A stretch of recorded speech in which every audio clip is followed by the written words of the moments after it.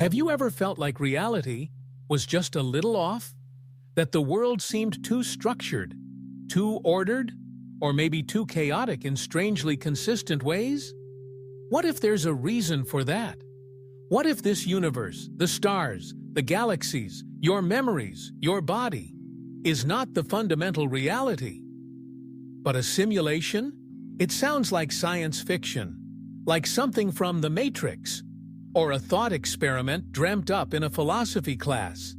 But it's a hypothesis that real scientists, philosophers, and even tech pioneers are now seriously considering. The simulation hypothesis. At its core, the idea is simple.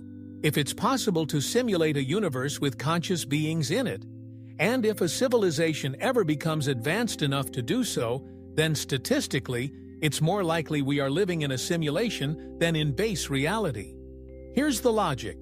In our own lifetimes, we've gone from Pong to photorealistic open-world video games, from analog static to virtual reality, so immersive it can fool our senses.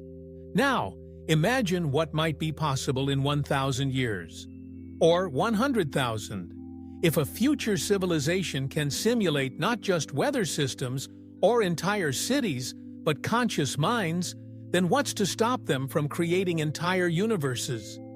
They might do it for science, for curiosity, or maybe for reasons we can't even begin to imagine. And if they create millions, even billions, of such simulated worlds, then ours could be one of them. In fact, according to philosopher Nick Bostrom, unless civilizations universally stop advancing or choose never to simulate reality, then it's overwhelmingly likely we're in a simulation. The math is terrifyingly elegant. But how would we know? What signs would a simulation leave behind? Some scientists point to the pixelation of reality, not in visuals, but in fundamental units. Space and time, it turns out, may not be continuous. At the smallest scales, they behave like discrete chunks, like pixels in a cosmic image. This is called the Planck scale, the smallest possible length and time measurable in the universe. Below this scale, space and time might not even exist in any meaningful way. That's strange. That's digital. Others suggest we could find glitches, inconsistencies in physical constants, or mathematical patterns that shouldn't occur naturally. And some even believe that quantum phenomena, like particles being in multiple states until observed, could be signs of a simulated rendering system. That reality only renders what is being looked at.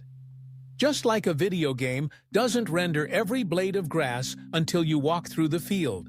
Maybe the universe does the same. Now, to be clear, this is all speculative. We don't have proof, but we also don't have disproof, and that's what makes it unsettling. If we are in a simulation, what's outside of it? Who or what is running it? And why? Some imagine vast superintelligences. Others think it's future humans studying their past. Some even believe it could be a form of cosmic evolution, that simulations birth new universes with their own laws of physics, forming a branching tree of realities. But perhaps the most profound question is this: would it change anything if we knew? If you found out tomorrow that this life, this planet, this universe was simulated, would your love be less real? Would the sky be less beautiful? Would your memories feel like code instead of meaning? Maybe not, because experience is still experience. Whether it comes from atoms or algorithms, what you feel is real to you, and perhaps that's enough. In fact, the simulation hypothesis can be oddly comforting. If our universe is coded, then it has structure. If it has structure, maybe it has purpose. Maybe someone, or something, is watching, caring, updating the system. Maybe the universe isn't silent, but waiting. And if we are inside a simulation, maybe we can communicate up, ask questions of the beyond, like ancient humans praying to stars they didn't understand. We don't need to believe in a simulation to ask deeper questions about reality. That's the point. Whether the world is physical, holographic, or simulated, the mystery remains. What is consciousness? What is reality? And who or what is asking? Maybe the reason the simulation hypothesis fascinates us is because it forces us to confront those questions.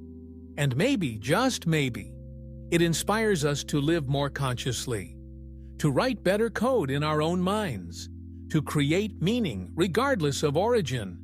Because even if this is a simulation, the story is still ours. We are the characters, the plot, the spark. So tonight, look around, at the sky, the trees, your hands. Ask yourself, what would I do if I knew this was all a simulation? And then do it anyway.